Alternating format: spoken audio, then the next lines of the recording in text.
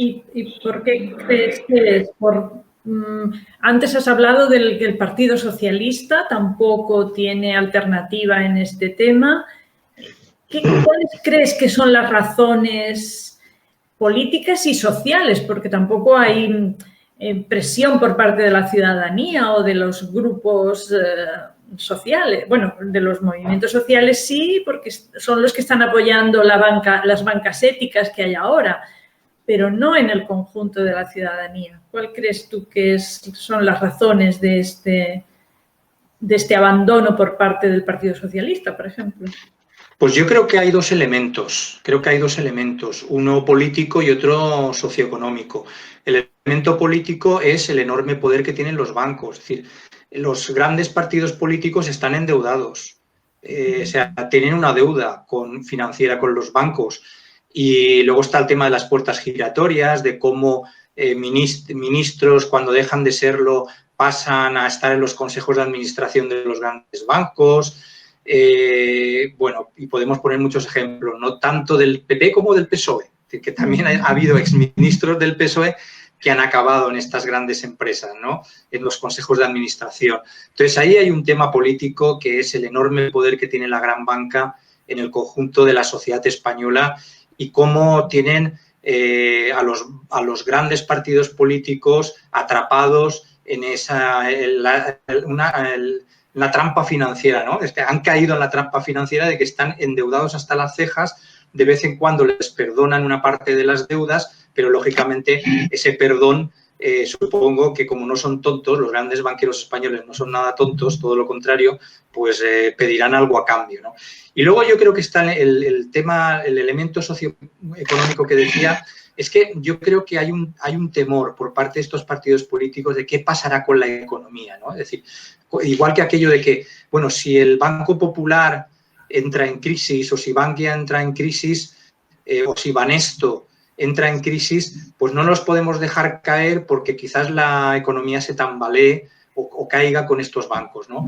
Yo creo que eso no es verdad. Y en Estados Unidos, por ejemplo, pasó con Lehman Brothers y el gobierno norteamericano pues lo dejó caer y no pasó absolutamente nada.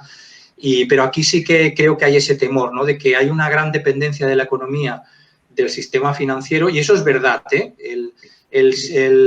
España está muy bancarizada, hay una gran bancarización, depende mucho, la economía española depende muchísimo de la banca, de lo que es la financiación privada procedente de los bancos, y yo creo que hay un temor muy grande de los gobernantes a que si nos enfrentamos a los bancos, pues, o si dejamos, cuando un banco entra en crisis, por las elevadas tasas de morosidad que tienen, pues, ¿qué pasará con la economía? Entonces, hay esa incertidumbre que les impide ser valientes y tomar otro tipo de decisiones. Es mi punto de vista. Yo en ese sentido, con toda la parte, claro, al final estábamos hablando del soporte que suponía, ¿no? Todo esto para todo el tema de la agricultura, ¿no? Y para los agricultores y las agricultoras y cómo eso se ha transformado, ¿no? Sobre todo también en nuestra región y sobre todo también cogiendo un poco más un concepto global, ¿no? En qué papel tiene España, ¿no? Dentro de la política agraria, para qué nos estamos quedando y también para qué se ha decidido que se quede esta región de Castilla-La Mancha, ¿no? Que ha perdido prácticamente toda su base, ¿no? O es como hacemos ciertos monocultivos, producciones muy grandes, cuesta mucho, pues se ha perdido todo el empoderamiento que se tenía antes, ¿no? En el medio rural. Y cómo, por lo menos yo, de mi parte, en la relación que he tenido con el campo, la poca que he tenido con la PAC, con la Política Agraria Comunitaria, la cual me parece que está en contraposición a desarrollos agroecológicos en este caso, ¿no? Que además de la parte del modelo de producción, pues tiene todo esto que estamos hablando, ¿no? Un componente socioeconómico y sociopolítico distinto. Pues como los bancos, y en este caso las cajas, pero las cajas, Global Caja en este caso, o en su momento también Liberbank, cómo han atraído toda esa cantidad de dinero y cómo han jugado, entiendo, con los gobiernos para toda esta parte, porque claro, al final la PAC estaba moviendo el 40% del presupuesto de la Unión Europea. Y es que el dinero, o sea, absolutamente todos los trámites que nos podamos imaginar pasaban por los bancos, de todo, los asesores, todo, una pasada. Hasta ahora mismo las formaciones que ya se pagan, es una cantidad bueno, pues siempre digo, ¿no? Como el agricultor es como bueno, pues es necesario porque es un trámite para mover mucho dinero que en realidad nunca va a ser suyo, ni le va a dar, ni le va a permitir que tenga un trabajo en el que se sienta digno o digna, pero claro, en este caso el papel que han jugado los bancos, yo por lo menos por lo que he vivido, que no conocía, ¿no? Y por lo que he visto en los años en los que he estado más vinculada a toda esta parte de todos los trámites que había que hacer para cuando tenía las cabras y toda esta parte, y era algo que me asombraba, ¿no? De cómo de repente llega una entidad con la que tú no tienes... O sea, necesitas una entidad bancaria para hacer todos tus trámites. Pero algo para los seguros, para si eres ecológico te hacen el asesoramiento, también para el tema de sanidad vegetal, bueno, para todo, ¿no? Y dices, claro, es que se mueve mucha pasta alrededor de esto, ¿no? Y ahí hay mucho juego, ¿no? Entiendo también con los gobiernos y que todo esto se gestione o se gestione en algunos casos desde la propia sociedad, claro, es que eso es dar mucho poder, ¿no? Mejor se lo quitamos y así es más fácil, ¿no? Y es que, además, María, si me permites, cuando hablamos de la agricultura tenemos que fijarnos en la cadena alimentaria, porque las rentas agrarias siguen cayendo año tras año. Si analizamos la cadena alimentaria, ¿qué tenemos? Tenemos a los agricultores y las agricultoras que están en el centro de una cadena alimentaria donde, por una parte, tienes los proveedores, que fijémonos en los proveedores de semillas, por ejemplo, Monsanto. Grandes empresas multinacionales que además las semillas que te venden solamente te valen para una vez, de manera que tienen garantizada la venta constante. Pero lo peor no está ahí, lo peor está en la parte de abajo de la cadena alimentaria, las grandes cadenas de distribución comercial, que son las que realmente dominan la cadena alimentaria. El agricultor y la agricultora al final tienen que vender su producto a un precio que muchas veces ni siquiera cubre el coste de producción. ¿Por qué? Porque las grandes cadenas de distribución, grandes empresas como Mercadona, Carrefour, Alcampo, el Corte Inglés, están imponiendo sus condiciones. Es que el problema de la agricultura, desde mi punto de vista, no es un problema de producción, porque producir, yo creo que estáis produciendo y además hay una apuesta muy clara por la agricultura ecológica, por la agroecología. Cada vez hay un aumento importante de este tipo de productos, pero el problema está en la comercialización. ¿Cómo vendes el producto a un precio digno? Y yo ahí la solución está, hablando del tema de soberanía económica, que creo que planteabas tú antes, el tema está en la venta directa, es decir, eliminemos los intermediarios. En vez de vender nuestros productos a la cadena de distribución, que luego va a vender al consumidor final a un precio desorbitado, y de ese precio al agricultor apenas le llega nada, incluso ni siquiera para cubrir costes, vamos a vender directamente al consumidor final. Vamos a crear productos de venta directa, tanto físicos como en estos momentos, por la situación de la pandemia y todo lo que está cambiando, venta online. Iniciemos un proceso de digitalización y vendamos online. Pero lo más importante, eliminemos intermediarios. Yo creo que esa es la solución, porque el tema hay quien plantea, algún partido político que yo creo que con muy buena intención dice, no, lo que hay que hacer es regular precios. Vamos a establecer un precio mínimo de venta que cubra la renta del agricultor. Pero es que eso no lo van a aceptar. No lo van a aceptar por aquella justificación. Estamos en un mercado de libre competencia, mercado capitalista, neoliberal. No puedes imponer precios mínimos de venta a una gran cadena de distribución porque además tienen un enorme poder de negociación. Entonces, desde luego, el limitar o el marcar límites a los precios podría ser una buena solución, pero lo veo complicado. Entonces, si de verdad queremos resolver este problema, tenemos que crear estructuras de comercialización de venta directa al consumidor final. Saldríamos ganando todos, los agricultores y los consumidores, desde todos los puntos de vista, desde el punto de vista de los precios, pero también desde el punto de vista de la calidad del producto. No me conozcan, y estoy en la entrevera de socio trabajador. Y bueno, decir como, no sé si María lo ha contado antes, como no estaba, pero nosotros sí que hemos tenido una experiencia de autofinanciación con los socios, colaboradores de la cooperativa, de nuestra cooperativa, con un vehículo.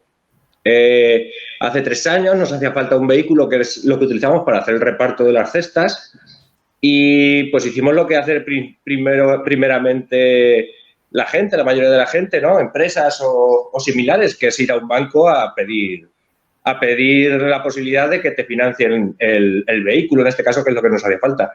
Y bueno, fuimos a un par de ellos y fue casi imposible, ¿no? Con las cifras de pequeña escala que tenemos, el poco tiempo que llevábamos y tal, todos nos dijeron que no.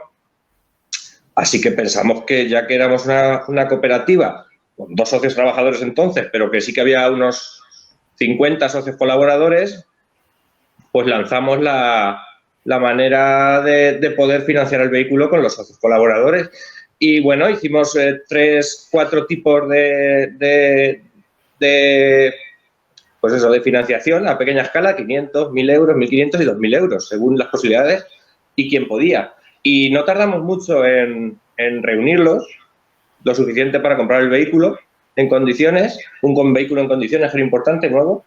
Y la verdad es que ha estado funcionando muy bien. El préstamo se legalizó, como te puede decir Hacienda, que se debe de hacer, pagando un tipo de interés mínimo que se tiene que pagar, que se tiene que poner, que se lo quedan además los socios, ¿no? Es una manera de darles beneficio a los socios, y prácticamente ya creo que nos quedan estos 6 meses hasta junio y lo dejaremos ya liquidado, y lo hemos hecho también por sus cuotas, igual que con un banco, pero se lo damos a nuestros socios. Lo que quiero decir con esto es que montar entidades sociales que puedan de alguna manera autofinanciarse o buscar las maneras de autofinanciarse, creo que es una manera de hacerles un poco la puñeta a estos grandes sectores financieros, ¿no? que dominan prácticamente todos nuestros espacios de vida, porque hay que decirlo así. Y creo que, bueno, pues en otro orden, el tipo de los crowdfunding o otro tipo de formas de financiación van, yo creo, en esa línea, y creo que es una cosa que se tiene que potenciar todo lo posible, aparte de la banca ética. Pues este tipo de líneas yo creo que nos parecen clave, ¿no? Y además van un poco en la línea de eso, del apoyo mutuo, que es lo que debería de ser una entidad financiera, básicamente, que es hacer cosas, adelantar capital para hacer cosas necesarias para la gente. Y, sin embargo, lo que estabais diciendo, todo tiene que pasar por bancos. Incluso la deuda, la emisión de deuda pública, tiene que pasar por la compra, tiene que pasar por bancos, no la puede comprar Estados directamente, los bancos centrales directamente, cosas así, cosas que no entiendes. ¿Por qué no pueden comprar los propios bancos centrales o los estados deuda de los países? ¿No? Tiene que pasar por bancos. Esas cosas que están hechas precisamente a medida de esos grandes conglomerados financieros brutales, y que además cada vez nos están empobreciendo más. Decir eso. Sí, además, si necesitas una pequeña cantidad para financiar, bueno, la opción que planteabas yo creo que es muy acertada, es muy oportuna. Si necesitas una cantidad mucho mayor, entonces quizás esa opción ya no es tan posible, ya no es tan viable. Tienes la posibilidad de, si vas a tener que negociar con un banco, buscar bancos sostenibles, es decir, no ir a la gran banca, que siempre te va a poner unas condiciones muy complicadas, sino plantearte otro tipo de iniciativas financieras. Yo he estado hablando de 2 bancos éticos que operan en España. A mí el que más me gusta es Fiare Banca Ética, porque además es una cooperativa de crédito. Entonces, ahí tenéis la opción de Fiare Banca Ética, que opera en todo el Estado español, y esa posibilidad existe. Y luego tenéis las cooperativas de servicios financieros, que no son bancos, son cooperativas, pero que lo que hacen es buscar financiación para proyectos de economía social, de cooperativas, proyectos sociales, de impacto ambiental, etcétera. En España hay una cooperativa de servicios financieros. La verdad es que todas estas opciones son muy escasas en España, ¿eh? Eso es lo que decía yo antes, que hay muy poco, pero algo hay. Entonces, es bueno que lo conozcáis para que, si en alguna vez necesitáis financiación, os planteéis la posibilidad. Entonces, COP57, no sé si habéis oído hablar de COP57, es una cooperativa de servicios financieros que opera también en todo el Estado español y que ofrece también la posibilidad de buscar financiación para proyectos de la iniciativa de economía social cooperativas, como es vuestro caso. Entonces, es bueno conocer esas opciones y para, bueno, pues manejar y valorar, hacer una evaluación y ver qué es lo que más os puede interesar. Pero coincido contigo, Pedro, en que efectivamente si puede quedar en casa, siempre mucho mejor, más barato y salen todos beneficiados. O sea, ya a mí me ha parecido muy buena iniciativa la que habéis hecho, ¿eh? Muy bien. Decir una cosa, sí que estuvimos en Trío 2, ¿vale? Igual nos lo rechazó. O sea, aparte de hacernos esperar bastante y de dar más papeles, que sí que nos lo rechazó. Cierto es, bueno, pues que con los ratios que ellos tienen, supongo, de rentabilidades y con ese, que básicamente ya son máquinas, lo que son los sistemas estos de riesgo que tienen, que son básicamente máquinas que le meten 4 datos y dicen este sí, este no, yo entiendo que a lo mejor ahí no daban sus datos, vale, lo entiendo. Pero eso es una de las cosas que estamos deseando hacer con uno de los que nos rechazó y que además estamos trabajando con ellos, que es Global Caja. Seguro que habéis hablado mucho aquí de Global Caja. Bueno, pues es uno de los que nos lo rechazó, ¿vale? Pues en cuanto esté terminado de pagar, vamos a ir y vamos a decir, mirad, ¿veis? Ya está pagado. Nos dijisteis que no, este es el negocio que habéis perdido. Solo sencillamente por no fijaros en las personas que están trabajando y no en los ratios o en los números o la actividad que se está haciendo. Entonces, eso estamos deseando hacerlo. Entonces, en junio vamos a ir y vamos a decir, ¿veis? Ya están, ¿veis? Nos lo dieron nuestros socios y esto es un negocio que habéis perdido. Ya está pagado, sin riesgos. Pero bueno, esa es una pequeña venganza que tenemos ahí preparada, que lo hemos hablado Chema y yo. Bueno, pero es que bueno, perdón. No, sí, sigue. No, pero que tampoco quiero acaparar yo. No, es que una cosa muy rápida. Los bancos éticos, a diferencia de otros bancos, como el caso de Global Caja, que yo creo, hemos hablado lógicamente, pero creo que podríamos haber hablado mucho más y no lo hemos hecho, los bancos éticos, además de tener un comité que analiza el riesgo financiero de cualquier proyecto, que es por eso por lo que imagino que rechazarían, tienen también un comité que analiza el impacto social de los proyectos y tiene tanto o más peso que el análisis financiero. Lo que pasa es que Trío 2, por eso decía, a mí me gusta más FIARE porque es una cooperativa. Trío 2 es una sociedad anónima, es un banco multinacional sociedad anónima, ¿vale? Entonces, bueno, probad con FIARE la próxima vez. Y no tengo comisión de ellos, que conste. Yo siempre pienso que todo esto, todas estas iniciativas tienen que canalizarse, tienen que escucharse mucho en la educación del rural y también en la nuestra, porque yo el otro día que acabé el máster con mis alumnos, les decía a los estudiantes, bueno, a ver si os animáis a buscar trabajos, a hacer trabajos a partir de las cooperativas, porque había algunos algunos siempre se van a la enseñanza en mi campo, pero hay otros que piensan en algún negocio, siempre ligado al ámbito lingüístico. Y bueno, que empiecen a escuchar la posibilidad de ser cooperativistas, la posibilidad de unirse con otra gente en cooperativas. Yo creo que si los jóvenes empiezan a escuchar la necesidad de buscar alternativas a esperar simplemente que me contrate a alguien, también sería un futuro interesante, porque la cuestión está en creérselo también. Igual que lo que comentábamos muchas veces Mari Carmen y yo, la gente de los años 50 y 60 en Mota eran casi analfabetos y se embarcaron en algo que era impensable pensándolo en temas económicos y sin embargo salieron adelante, pues mucho más ahora que en el pueblo y en nuestros pueblos pues hay economistas, hay gente mucho más preparada, solo que quizás lo que necesitan es la dimensión social, el juntarse con otros que también sean emprendedores, pero dentro de esa economía social y sostenible, y empezar a crear cosas nuevas por ahí. Yo creo que el futuro también está en que nosotros, desde el ámbito educativo, seamos capaces de irlo explicando, cada uno en la medida que, bueno, supongo que desde vuestra Facultad de Economía será más factible, pero bueno, yo últimamente no dejo de decírselo a los estudiantes, que el futuro pasa por buscar a otros iguales, a otros que quieran emprender y que, sobre todo, que quieran emprender de una manera solidaria y una manera social. Y eso ha sido siempre el cooperativismo, y eso yo creo que el cooperativismo lo tiene que seguir siendo. Y por eso realmente a mí siempre la Entreverà me ha parecido una iniciativa muy interesante y sobre todo pues que además está lo que decimos también, está construyendo comarca. Es decir, ya nos conocemos gente de diferentes pueblos y de ahí tienen que surgir iniciativas para comerciar entre unos pueblos y otros, que eso es quizás lo que ahora tiene que ir surgiendo. Que como estás diciendo, Esperanza, hay que hacer una labor de concienciación social y a los jóvenes y bueno, pues no sé, a todos los niveles,